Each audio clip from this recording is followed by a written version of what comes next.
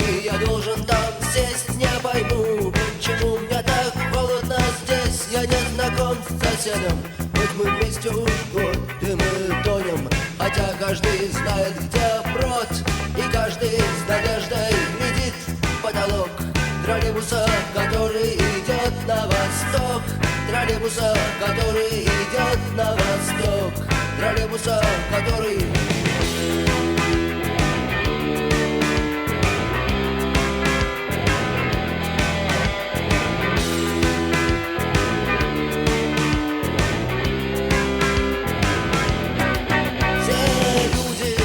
Мы седьмая вода, и мы едем. Не знаю, зачем и куда мой сосед не может. Хочет уйти, но не может уйти. Он не знает пути. И вот мы гадаем, какой может быть прок в троллейбусе, который идет на восток. Троллейбусе, который идет на восток. Троллейбусе, который...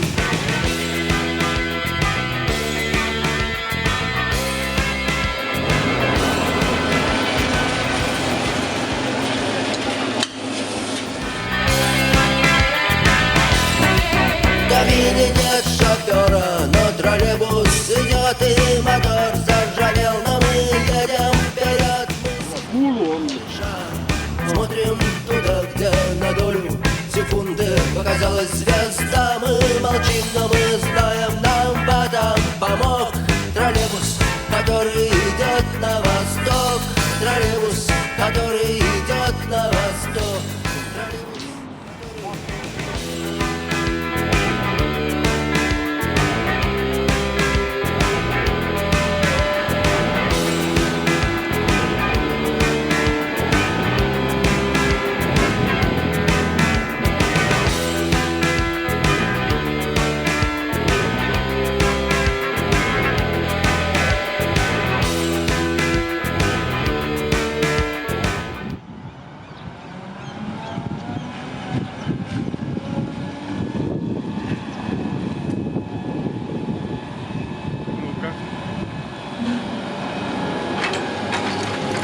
О, я теперь увидел, как стрелка работает.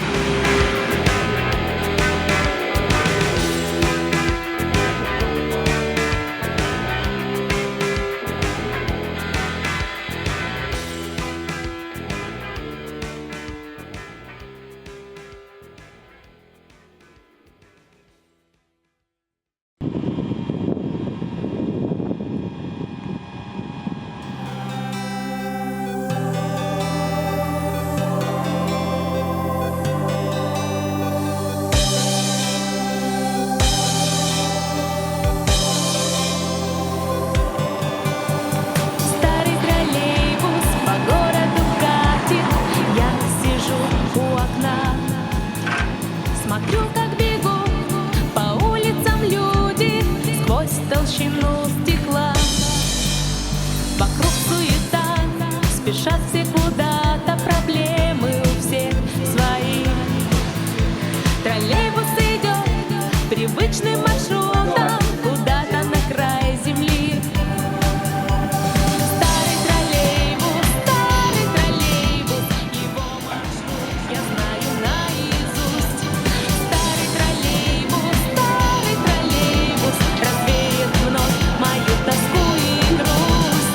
Старый троллейбус уже много лет этим маршрутом идет, везет народ из той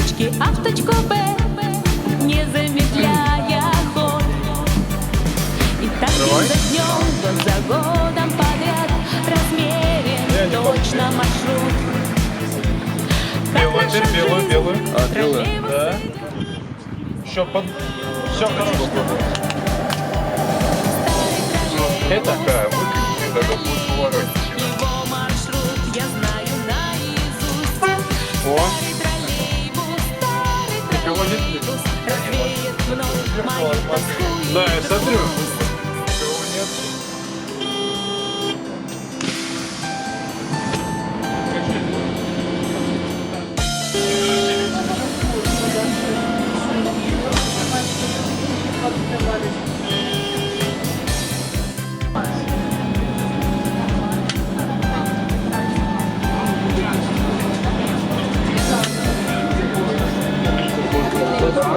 Можете прибивать, можете не прибивать, это вам нормально. С техникой, конечно же, изначально были проблемы, искали разные варианты, поэтому если какой-то экскурсии будет чуть громко или очень тихо, сигнализируйте, пожалуйста, потому что я тебя слышу очень хорошо. Вот. Но главное, чтобы вы тоже чувствовали себя комфортно. Ну, а мы идем еще несколько минут.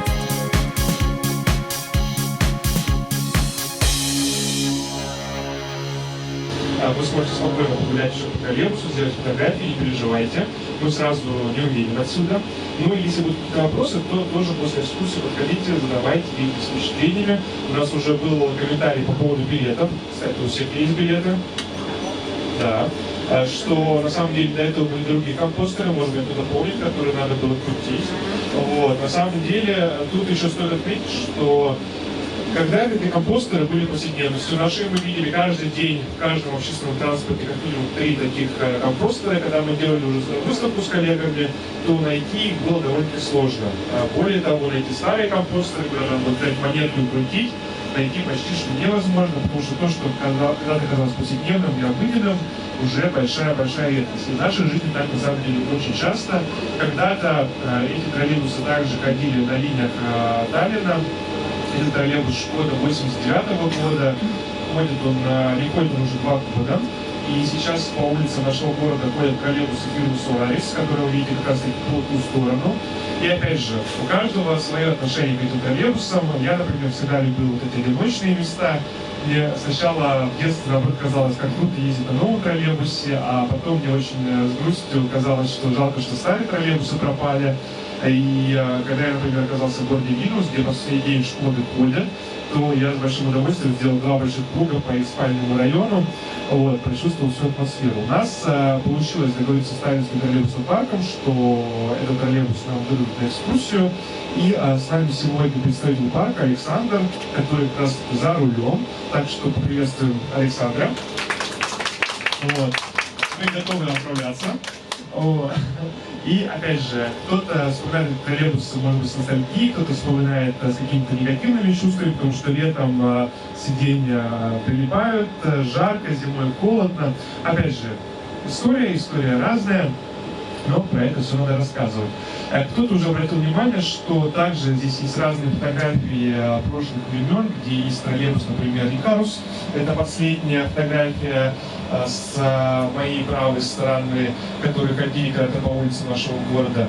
Ну, а также, например, есть фотографии троллейбуса с 2 дверьми. Это тоже старые Шкоды. Их еще иногда называют буханками. Самые разные названия можно услышать. Но самое главное, что троллейбус по улице нашего города начал ходить с 1965 года. И в максимальный период развития это было 9 линий. Об этом мы с вами тоже поговорим сегодня. Ну, а сейчас, я думаю, мы уже готовы к отправлению. Будем двигаться с вами в соответствии с маршрутом. При этом вы помните, что у нас с вами есть рога. Таким образом, обогнать троллейбус, который перед нами мы не сможем, будем потихонечку продвигаться по запланированной траектории. Остановок не будет, так что убежать вам не удастся. В следующий раз дверь откроется опять же здесь внутренняя. Ну, а пока мы еще не отъехали очень далеко, посмотрите, пожалуйста, налево. Вы видите как раз-таки комплекс государственной гимназии Пустая. и в том числе комплекс Сталинского технического университета. Потому что если говорить про историю Мустана, то она начинается еще с давних времен, когда в 18-18 веках здесь были небольшие городские поселения, бызы. Об этом мы с вами поговорим чуть позже. Ну а история Мустана 20 века берет свое начало в 50-е годы, когда в Таллине надо было найти другое место для технического университета. И кампус, он сейчас по левую сторону от меня, по правую сторону по ходу движения находится. Изначально проектировался как кампус в неоклассическом архитектурном стиле, более нам известный как сталинский стиль или сталинский классицизм. Помпезный центральный павильон должен был быть возведен, напоминающий павильон оперативного ВДНХ в Москве. Так на нас смотрят Но на остановку. в 1953 году умирает Сталин, потом личностью критикует, а потом на одном из съездов критикует излишество в архитектуре. Все вы помните, конечно же, фильм «Ирония судьбы», где вначале идет небольшой мультик, как архитектор ходит из кабинета в кабинет, и здание, которое было сначала помпезно, с балконами, пилястрами и прочими архитектурными элементами, все сбрасывает с себя сначала балконы, потом колонны, и в итоге появляются вот такие вот коробки. Конечно же, в фильме была небольшая ирония, что все дома похожи и безликие, но на самом деле мы еще с вами поговорим об уникальности этой планировки. Так вот, культа личности и борьба с архитектурными излишествами затронула и Калтех. Таким образом, здесь построили довольно-таки модернистский кампус, напоминающий американскую систему. По левую сторону по ходу движения вы увидите сейчас пару торцевых стен домов первого микрорайона, на которых еще сохранились интересные художественные элементы, созданные эстонскими художниками. Валя Лендер-Богаткина, например, это спортсменка, и сейчас будет колхозница и рабочий. Это как раз элемент искусства, которые также большие магазины. Мустана была еще целая сеть АБЦ, самых разных, например, АБЦ-5, там находился ресторан Кана Бук, один из самых таких легендарных общепитов здесь в районе. Причем в 70-е годы это было одно из тех мест, куда обязательно надо было привезти горожан и гостей города, если вы хотели показать эффектную площадку, потому что хорошая кухня, музыка, интерьеры, все это там было. Недалеко от улицы Сютиста была АБЦ-8, где находился в том числе и ЗАГС. Не было как два ЗАГСа, один на Пятом, а другой как раз таки здесь в Мустане. И как пошутил старейшина района, что на протяжении многих десятилетий в Мустане, в принципе, можно было жить, не выезжая за его пределы. Только два места здесь нет, это роддом, поэтому надо уезжать будет в другие районы. Ну и кладбище, потому что Мустане все-таки более компактный район. Но даже церковь здесь была возведена, церковь Марии Магдалены, как раз таки во дворах на Киле. Это остановка Сили и Сяса, вы сможете найти. Причем, что интересно, архитекторы брали за инспирацию архитектуру Финляндии 50-х годов. То есть мы видим как раз таки те элементы, которые были характерны для того периода. Ну и название остановок, они тоже интересны. Уже упомянутая Сили, Ежовая, Сяса, Комаровая. Здесь у нас район птиц, самые разные названия птиц носят местные улицы, в том числе остановки. Но в какой-то момент, если бы мы ехали с вами на рейсовом троллейбусе, он бы объявил остановку Таксопарк. Как раз таки наш маршрут будет здесь немножко отклоняться в сторону Балтийского вокзала, потому что если мы сейчас едем по маршруту номер 3, он бы проехал дальше в сторону универмага, а мы уже с вами перейдем потихоньку к маршруту номер 4. И Таксопарк это было одно из крупнейших мест для ночлежки таксомоторов, автомобилей и в том числе небольших маршруток. До 3000 работников было в таксопарке. Сегодня эти помещения вы знаете как центр торговой Кристины, который как символ конца 90-х появляется здесь уже во времена восстановления независимости, торговой площади. Многократно перестраивался, сейчас один момент. И Кескусы. Это конечка троллейбуса номер 4 и троллейбуса номер 9. Многие финские туристы случайно оказываются в этом районе, потому что думали, что Пресс-Плюс это как раз центр, когда их направляли на троллейбус. Но на самом деле история этого места должна была сложиться совсем иначе. Там, где сейчас сосны, детские площадки и тропинки для прогулок, должны были возвести огромный центр услуг по проекту Райне Карпа. Тот самый Райне Карп, который возвел Горхол, библиотеку, и, например, почтамт. По его проекту должны были возвести здесь кинотеатр, танцевальный зал, зал собраний. Это такой мультифункциональный центр, напоминающий немножко сегодня торговые центры. Но проект не реализован был, и по сей день о этом напоминает нам только название остановки Пресс-Плюса и название улицы, которая как раз-таки по левую руку по ходу движения у нас с вами и находится. Говоря о Райне Карпе, то стоит отметить, что здесь мусканы по его проекту были построены ряд типовых домов. Например, по правую руку вы видите девятиэтажки через дорогу, через Сутисе, которые как раз таки строили по проекту Карпе. Они есть и на углу Сыпуса Плесты и Камсары-Т. И они, конечно же, отличаются от пятиэтажек. Потому что пятиэтажки это у нас всесоюзный проект, типовой проект, который в каждом городе или в каждой республике немножко адаптировали под свои условия. В нашем случае, например, многие стены облицованы мелкой крошкой каменной. Сейчас зачастую эти фасады уже утеплены, и крошку мы с вами эту не видим. В Ленинграде, сегодня город Санкт-Петербург, в Нижнем Новгороде и в других городах есть керамические кухни, когда их облицовали маленькими удочками. Где-то, например, на той же Латвии такие же проекты мы видим совсем с другим видом облицовки. То есть типовой проект просто он адаптировался под условия города или же республики. А вот Райне Карпе это уникальная история для Эстонии, потому что, во-первых, местная архитектура не заработала, во-вторых, по своей функциональности они тоже немножко отличаются и по материалу. Если пятиэтажки это у нас дома, созданные из панелей, то Райне Карпе это дома, созданные из кирпичей. Отчасти тут случился небольшой конфуз, потому что фабрика, которая выпускала панельные элементы для домов, не успевала выполнить все заказы, поэтому для Райне Карпе было принято решение использовать кирпич. И зачастую вы можете добраться на общественном транспорте, а не на личном автомобиле, или, например, даже на велосипеде или пешком. При этом сегодня эта концепция стала популярна после ковида, когда наша жизнь очень сильно изменилась. Мы привыкли сначала сидеть дома, потом приходилось опять выходить на улицу, ехать в какой-то другой конец города. Это все соответственно, трата ресурсов и времени, поэтому начинают продумывать как раз такие компактные микрорайоны, ну а здесь уже в 60-е годы про это тоже думали. Ну, торговый центр Кристина остается по ту сторону остается линия номер 3, в сторону как раз таки центра, ну а мы с вами едем в сторону Балтийского вокзала. У нас вторая группа, первая группа была и повезло, рога не отвалились. Но это тоже часть нашей программы, на самом деле, все задумано.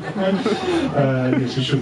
Вот, поэтому я думаю, когда вы тоже пользовались раньше троллейбусами, часто было такое, что рога отваливались, вы спешите на вокзал, у вас поезд через 10 минут, вы ждете, и это как раз-таки является частью дискуссии о том, что надо ли вообще оставлять троллейбус в городском пространстве. Потому что когда мы делали выставку «Мостовая город мечты» летом прошлого года, у нас была следующая информация, что троллейбусы постепенно пропадут из городского пространства. Было принято решение, что постепенно они будут исчезать с маршрутов, их будут менять на экологические электробусы. По сути говоря, троллейбус — это автобус с рогами. Ничего, в принципе, другого нет. Вот. И электробусы, или, например, вот нас пытается обогнать автобус номер 35, который ездит на, как утверждают, на дружелюбном газе в природе, вроде бы была бы хорошая альтернатива, потому что мы сейчас застряли и создали пробку. Но, опять же, буквально пару месяцев назад было решение, что троллейбусы останутся на улицах города, будет заказано примерно 40 новых троллейбусов, и в том числе некоторые политики начали говорить о том, что будут восстанавливаться те линии, которые были ликвидирована, то есть линия вывесенная, что есть часть инфраструктуры, то есть столбы, это просто можно повесить обратно будут провода и кабеля, и таким образом новые троллейбусы там тоже смогут ходить. Опять же, у каждого свое отношение к троллейбусу, повторюсь, у кого-то это скорее такая приятная ностальгия, для кого-то это не очень удобный транспорт, но в 10-е годы, когда троллейбус начинает быть в Таллине, это был просто шок, потому что молодые ребята, дети бегали за ними смотрели, потому что для многих это было удивительно, огромная махина едет только за счет того, что двумя рогами, двумя палками прикасается к электропроводу. Причем, если говорить про историю таллинского троллейбуса, стоит отметить, что в 40-е годы уже было запланировано полностью перекос трамваев в троллейбусы. Ну, как всегда, кто-то приходит, новая методика идет по-новому, трамваи долой, троллейбусы. Но 15 лет строили инфраструктуру, и даже в 60-е годы появлялись на центральном телевидении эстонском такие небольшие комические заметки, где высмеивали долгострой троллейбусный, что привезли столбы, построили, подождали, привезли провода, построили, подождали, и что это длится долго-долго, и наконец-то в 65 году троллейбусную линию действительно открыли. Проходила она от бульвара Эстонии до ипподрома, мы этот маршрут сегодня не проедем, ну и потом начала активно развиваться. Если бы остался троллейбус номер 9, то он бы тоже сейчас ушел бы в другую сторону. Он заменен на троллейбус на автобус номер 72. Ну и измайльские троллейбусы тоже пропали с городского ландшафта. Вместо них ходят уже автобусы. Напомню, это был троллейбус номер 6 и троллейбус номер 7. Один из первых троллейбусов, 8, да, он самый первый пропал из нашей городской выделенности. И вот, например, троллейбус номер 2, на котором мы сейчас с вами едем, пропал в 2011 году, заменен на 24-й автобус. Ну, а мы с вами уже потихоньку въезжаем на территорию нашего центрального района, центр города, и обратите внимание на здания справа и слева. В основном это деревянные дома, причем дома, периметр каменного центрального входа называются барачными домами или домами по спроектированным лендерам.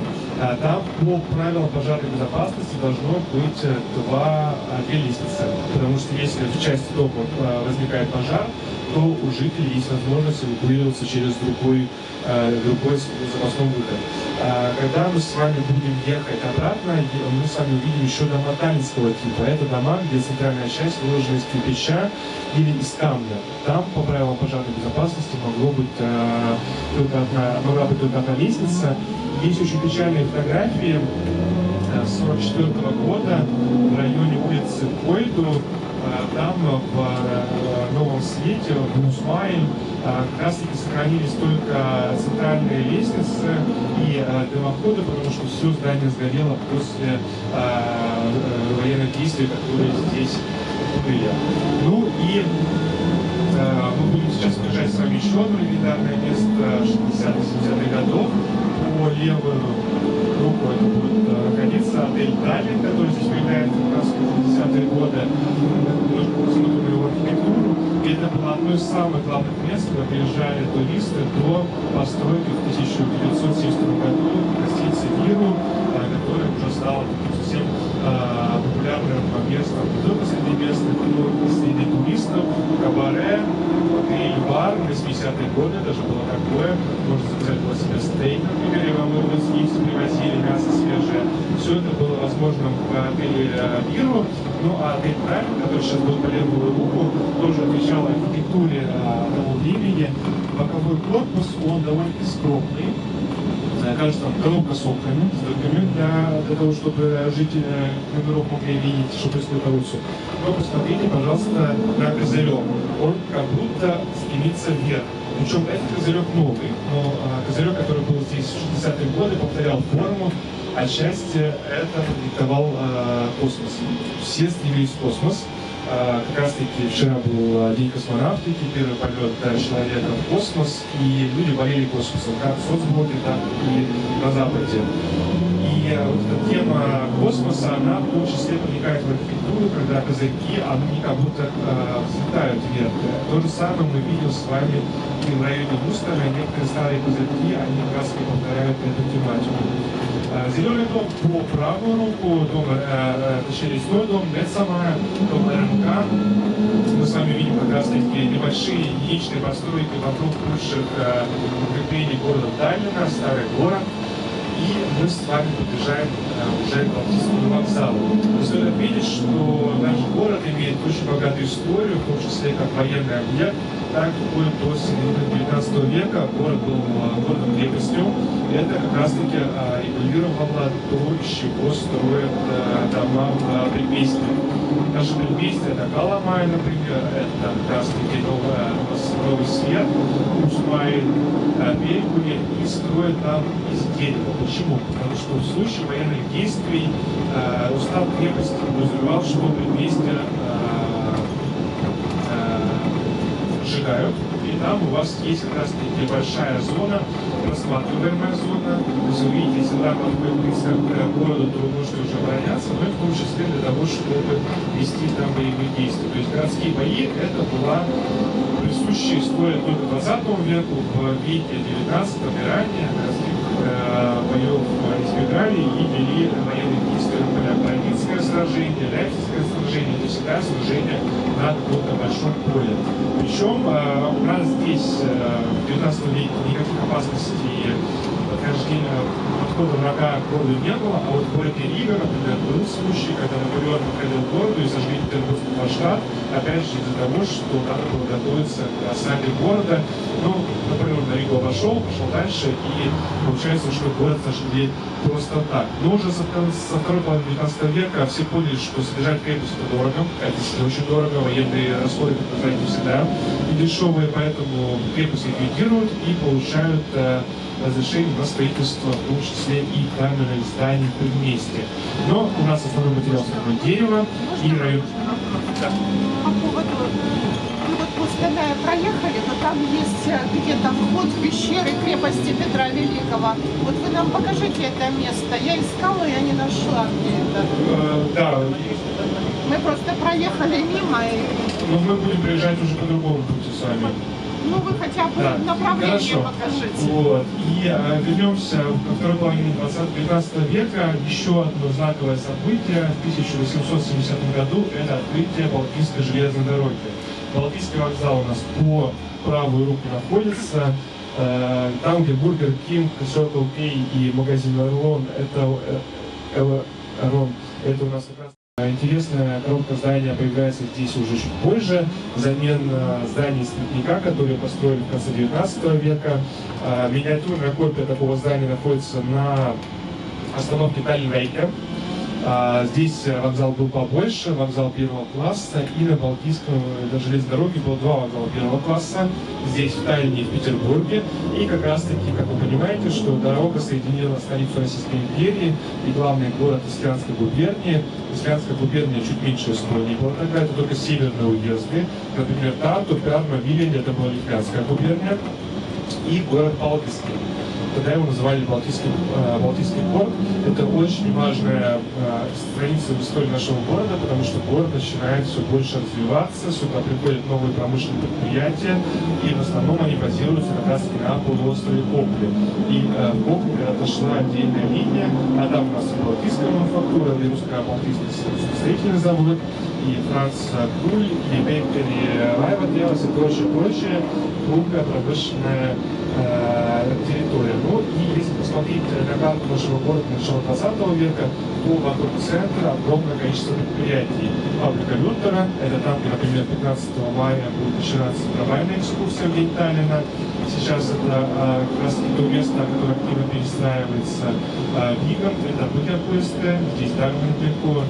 В 20-30-е, там, где сейчас находится Эстонская академия художества, был завод по производству текстиля, то есть предприятия развивались, и железная дорога была мощным толчком как раз к развитию этих предприятий.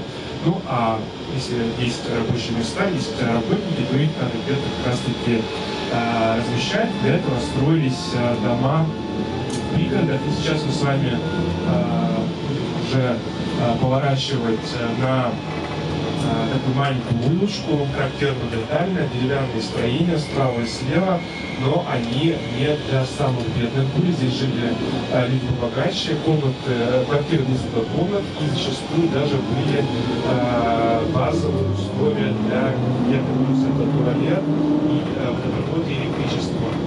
Ну, говоря о транспорте, когда у нас город с вами становится все больше и больше, надо его связывать линиями общественного транспорта. Теперь вопрос к вам. Как вы добрались сегодня на экскурсию? На общественном транспорте, на своей машине? На машине. А кто на общественном? А кто на троллейбусе приехал? А кто хотел бы приехать в сторону трамвая? Хотели? Есть такие? Нет? Потому что, на самом деле, история нашего городского транспорта начинается очень давно, и в 1888 году начинает ходить Комка, которая соединила старый город с Владивостоком, а потом у нас вместе 2000 Запуское шоссе, и планировали Комку провести до Балтийского вокзала, но жители, как всегда, были против, поэтому Комка с Радужной площади на Балтийский вокзал не ходила. В межвоенный период, когда появилась Первая Эстонская республика, начинает функционировать и электрический трамвай, как раз таки на заводе двигателя. Это у нас в Ластом его собирали совместно с предприятием Siemens, всем известный концерн. И уже в наши дни электрический трамвай ходит по городу, 5 маршрутов, постоянно перестраивают, достраивают, планы. С трамваем все очень интересно, но что интересно, после трамвая появляются автобусы или троллейбусы, и уже как раз к 65-му году появляется троллейбус. То есть в нашем городе есть все, кроме метро, по сути говоря. Про метро сейчас тоже вы читали, наверное, в газетах, что говорят, может быть, нам надо строить легкое метро, но метро это всегда проект очень дорогостоящий. И в советское время было правило, что метро строится в городах, там 10 миллионов жителей. То есть меньше нет никакого смысла. И было один город исключения, это Рига.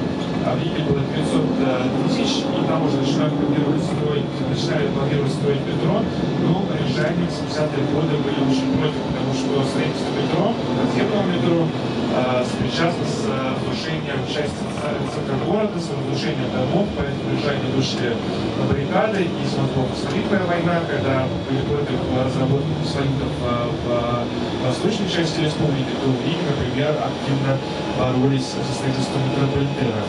А трамвай, троллейбус, автобус, как для наших южных соседей до сих пор функционирует.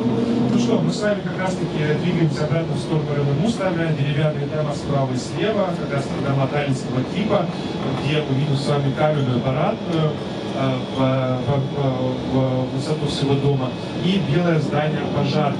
Опять же, если деревянные дома, значит пожар – это то, чего боялись люди постоянно. И пожарные депо возводятся повсеместно. Многие функционируют по сей день, как, например, здесь, на Балтийском шоссе, перестроенное депо функционирует и сегодня. Кое-где они уже выполняют другую функцию. Например, если будете в районе автобусного вокзала, то вы увидите прекрасное пожарное депо, разработанное по проекту Жака Розенбаума, где сейчас находится кафе. То есть можно прийти внутрь, выпить кофе и заниматься своими делами. Так, ну, а мы говорили много про дома, а где же ночует троллейбус? Как раз таки по правую руку находится у нас с вами троллейбусное депо, где в том числе и вот этот троллейбус ночует, большие ангары, где по ночам обычно проходят небольшие технические работы, и огромное количество сотрудников, которые следят за тем, чтобы троллейбусный парк был в хорошем состоянии. Причем, что интересно, некоторые троллейбусы марки Solaris иногда едут без рога опускают, и они едут своим ходом. Два троллейбуса именно. Вот. Это тоже одна из последних инноваций в троллейбусном парке. Они собирают энергию, пока едут, например, в город, и потом уже за счет этой энергии они могут ехать обратно. Обычно на площади Свободы тоже вы едете или стоите, ждете кого-то, то можно такое зрелище увидеть. Ну, а мы с вами едем дальше. Ипподром по правую руку находится, еще так называется остановка, и сохранился центральный входной павильон, тот павильон, где очень часто бывал, например, Довлатов, и в компромиссе в том числе описываются эти места, когда Довлатов жил в нашем городе с вами. Ну а история ипподрома начинается в 1923 году, когда его переносят как раз таки сюда. До этого он был в Кадриорге, на холме Ластанеке, то есть там, где сейчас как раз таки улица Валка. Не сохранилась никакой информации насчет того, был ли там деревянный павильон, где были как раз таки буфеты или какие-то учреждения. Ну а этот павильон как раз таки отражает архитектуру 60-70-х годов. Опять же, очень все близко, тонкий бетон, и, что интересно, все чуть смотрит вверх. То есть вот этот небольшой угол, он присущ архитектуре тех дней. Ну и, опять же, говоря о районе Мустана и Кристины, где мы с вами сейчас находимся, стоит отметить, что до 1991 года все это был Октябрьский район. Далее было 4 района, как всегда, это Ленинский, Октябрьский, Морской. Ну и так получилось, что в какой-то период своей жизни трудился господин Калинин и товарищ Калинин, поэтому Пыльный назывался Калининским районом. И, по сути говоря, сегодняшний район Кристина и Мустана — это все были в том числе территория Октябрьского района. Ну а с 1991 года по 1993 год, так как мы с вами едем на запад города, то это был западный район, Лиляный район. Ну а с 1993 года уже появляются те районы, которые нам знакомы сегодня, в том числе Кристина, шведский район Кристины и район Мустана, куда мы с вами путь и держим. Много здесь сохранилось интересных строений начала прошлого века и века 19-го. Так, например, по правую руку фрагментально сохранились больничные корпуса больницы для больных Зева, или, если переводить на эстонский язык, Беременса, так называется этот район сегодня. И в том числе, например, новые проекты, которые там будут реализовываться, они тоже берут за основу название Беременса. И уже упомянутый Жак Розенбаум, в том числе там начал ряд своих проектов. Тракторный завод по правую руку тоже один из символов этого района, потому что, живя в Мустане, живя в Кристине, это не только район, где вы ночевали, где у вас квартира, но там также есть и крупный комплекс здравоохранения, ВЕРХ, который мы сегодня знаем. Там есть огромное количество учебных заведений, и в том числе это индустриальный район, потому что в Мустане можно получить работу, огромное количество предприятий. Когда вы приходили сегодня, я вам выдал билетики из этой коробочки. Норма, как раз таки Норма тоже на территории Мустана находится. Не все предприятия сегодня перестали функционировать. Например, буквально недавно, когда Сува, предприятие, которое выпускает носки, переехало из центра города, как раз в Мустане, освободило свое здание для Эстонской академии художеств. То есть они успешно как раз таки функционируют сейчас на территории Мустана. Ну и многие из вас любят покупать продукцию Лейбура. Лейбур тоже многократно имел свои адреса в Таллине и сейчас располагается в районе Мустана. Ну а сейчас справа-слева мы видим с вами самые разные конторские помещения, но кое-где появляются небольшие домики. Сейчас будет небольшой ресторанчик, который как раз находится в доме межвоенной эпохи. Сейчас я посмотрю. Да, скоро он будет такой зелененький. Вот, то есть мы с вами можем представить, как выглядит этот район, например, в межвоенный период, когда здесь находилась деревня Кадака. Причем, что интересно, на территориях современного района Кристины было огромное количество сенокосов, а чуть дальше в Мустане были хуторские деревья, где выращивали продукты для города Таллин. Капуста, картошка, самые разные овощи, помидоры. И эта традиция сохранилась и в советское время. Мы будем с вами приезжать в основном,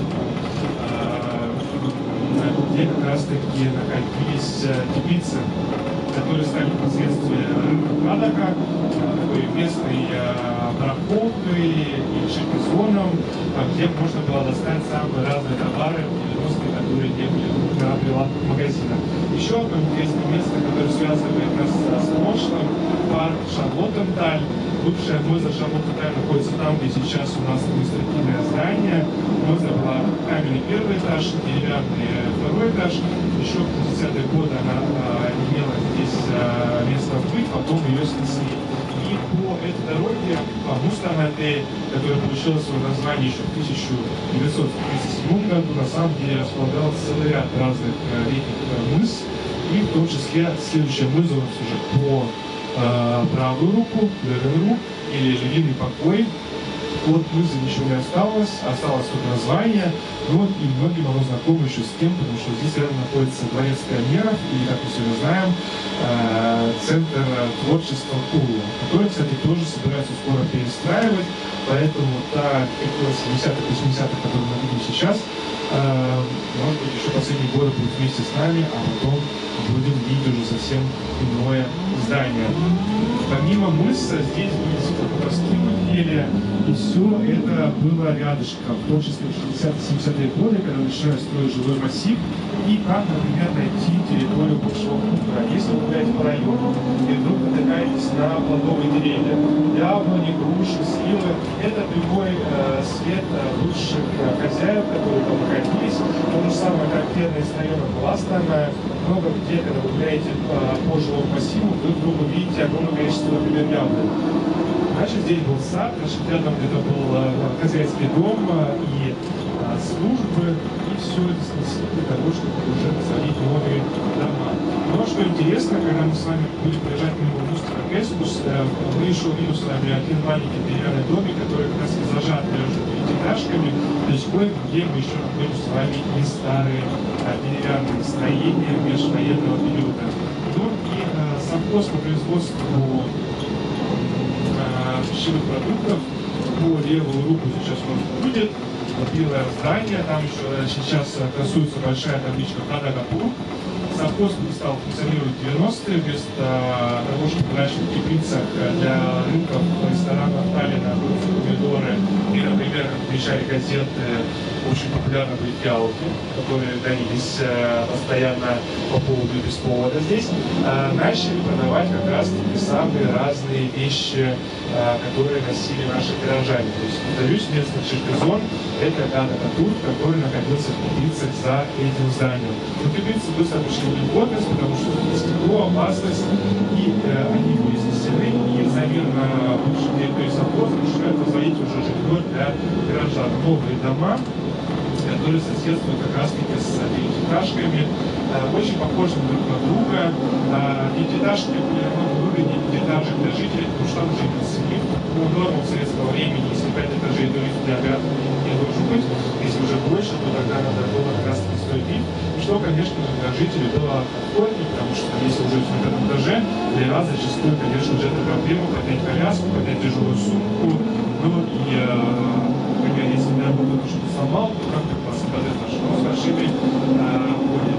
Вот. Ну и сейчас по левую, по правую руку как раз будет небольшой деревянный домик, который находится на углу улицы Тамсара и Мустаматей. То есть можно немножко пофантазировать, как же выглядела жизнь здесь, например, в 40-е или 30-е годы. То есть небольшая деревенская местность, огромное количество хуторских земель, огромное количество капуста выращивалась, например, в Мустаме. Некоторые хутора имели землю до 10 гектаров для капусты. То есть вы представляете, что это не просто дачный участок, где вы выращиваете овощи для себя.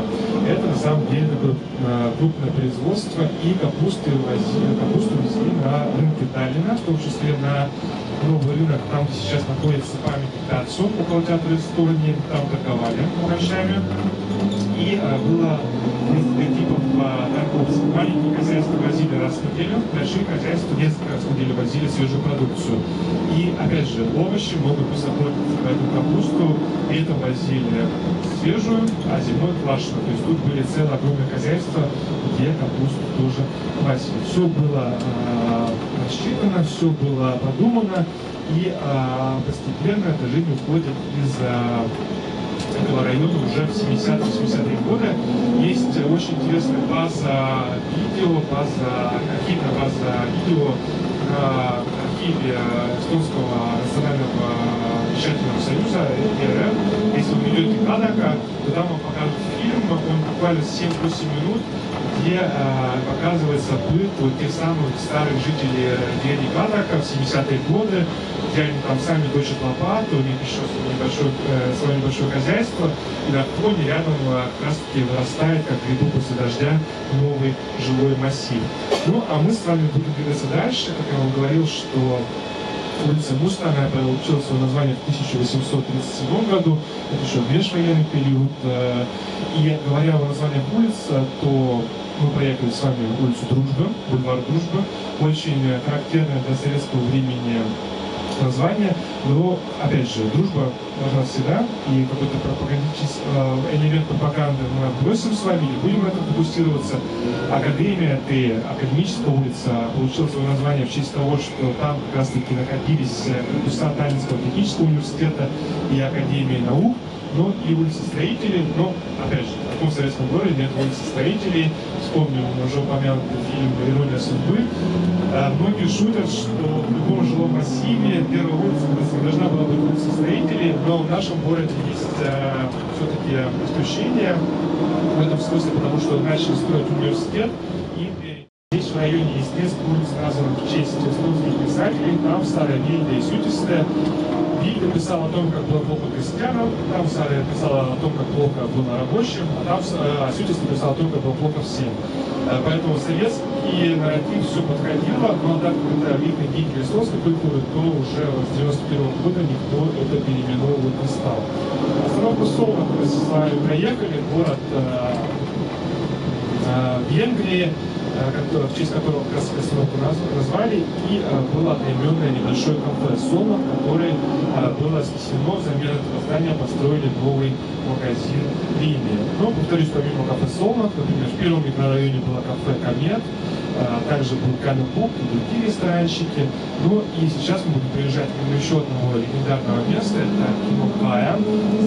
Старое здание тоже, к сожалению, не сохранилось, было полностью снесено, и взамен него построили новый культурный центр «Кая». И сейчас располагается в том числе районная управа и центр по представлению разных услуг жителям района, ну и в том числе культурная часть, зал на проведение разных мероприятий, конференций, и в том числе иногда в рамках экскурсии можно попасть на крышу этого центра, где они держат пасеку. У них есть свой мед, и те, кому удавалось попробовать этот мед, говорят, что он похож на леденцы.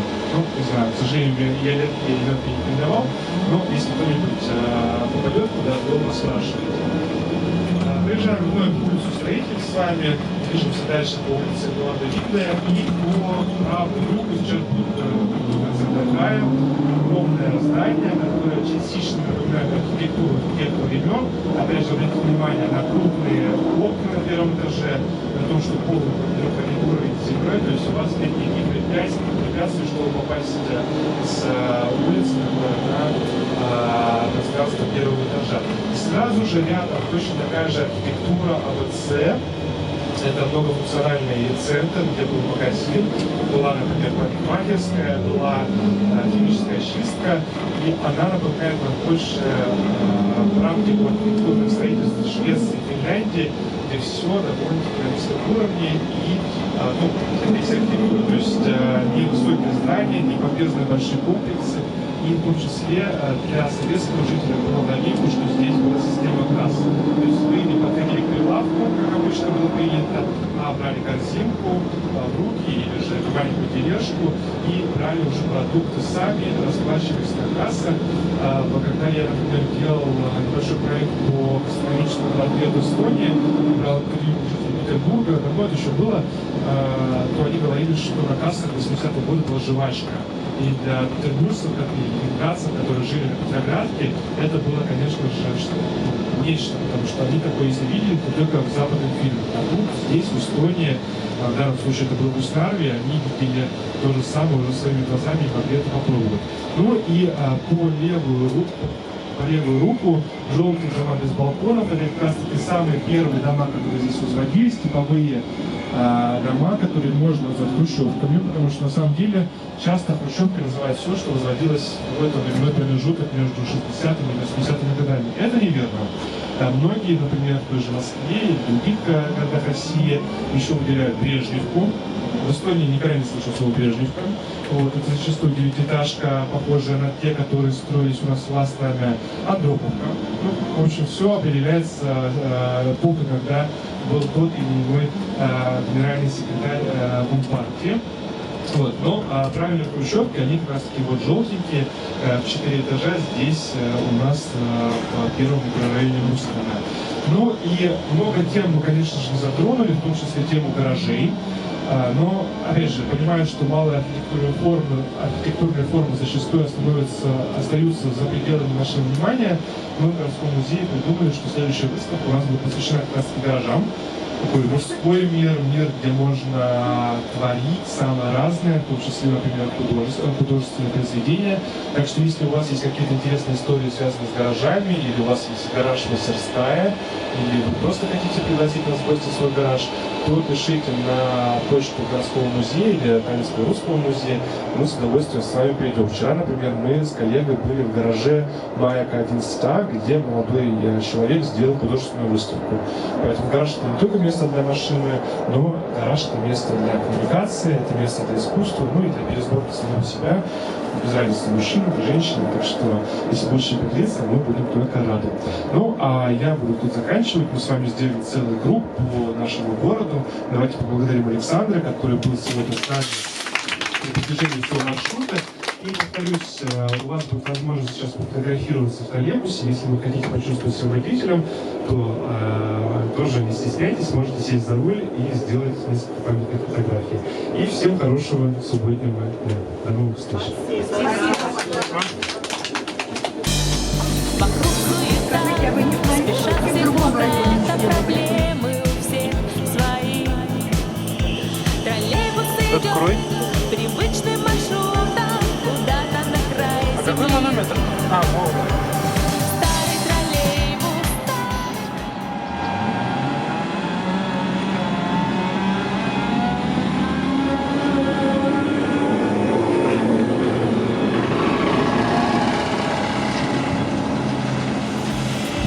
Уже много лет этим маршрутом идет, везет народ из точки А в точку Б, не замедляя ход.